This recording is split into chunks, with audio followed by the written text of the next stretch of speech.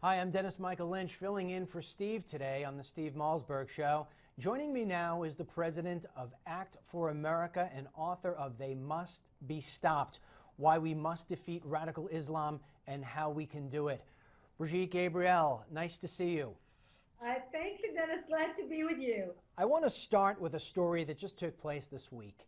Down in Maryland, a school district has agreed to remove all of the religious holidays from its school calendar for the 2015-2016 year.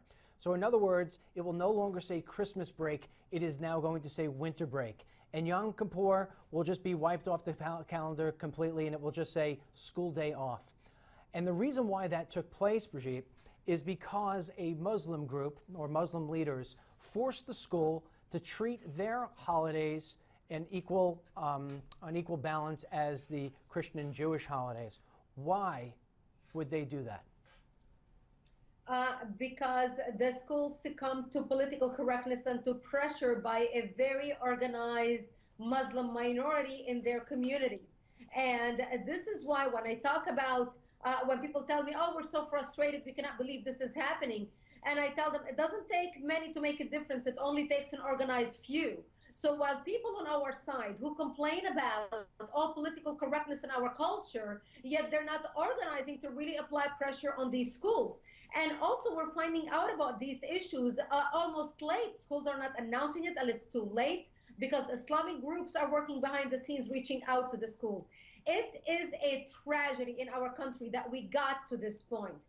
The Muslim community in this country amounts for less than 2% of the American population, less than 2%.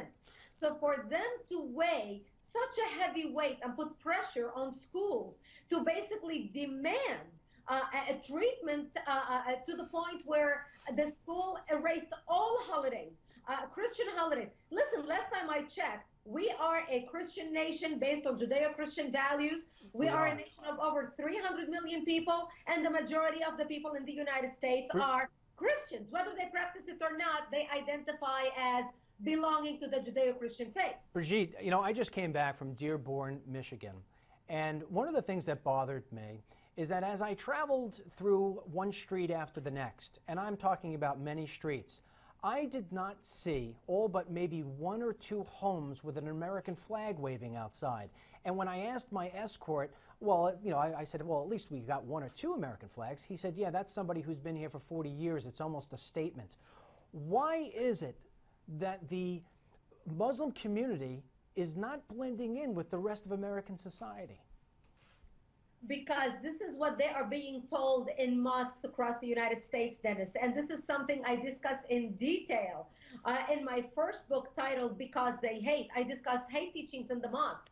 And part of what they're teaching them in the mosque is do not assimilate with the Americans. They are your enemies. Jews and Christians are friends of each other. They are even instructing their people not to shake hands on Christmas or Easter and wish the Americans happy holiday, because that will be like backsliding and not being faithful to the Islamic religion. Brigitte, I was on a street, I don't know, let's just call it Smith Street, and I was actually asking for directions, and I asked directions for Smith Street, and the woman I asked wouldn't even answer me. I mean, that's just not what America is. So let me ask you a question. If you had to say it in a real tight way, what can Americans do? Because it's very, very frustrating. Americans open up their arms. We open up our hearts to everybody, but we want you to come into America and blend with America. We've got 1 minute. Tell me what it is that Americans can do.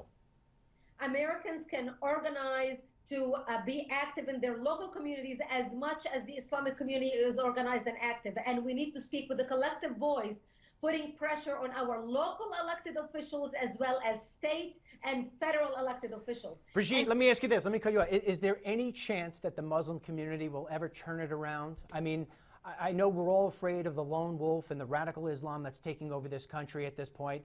I mean, is there any chance we have that Muslims will turn around and start to blend in?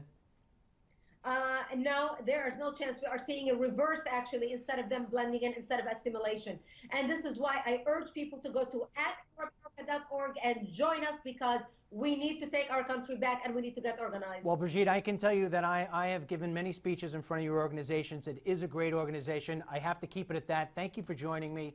Up next, the president of the Space and Science Research Corporation, John Casey.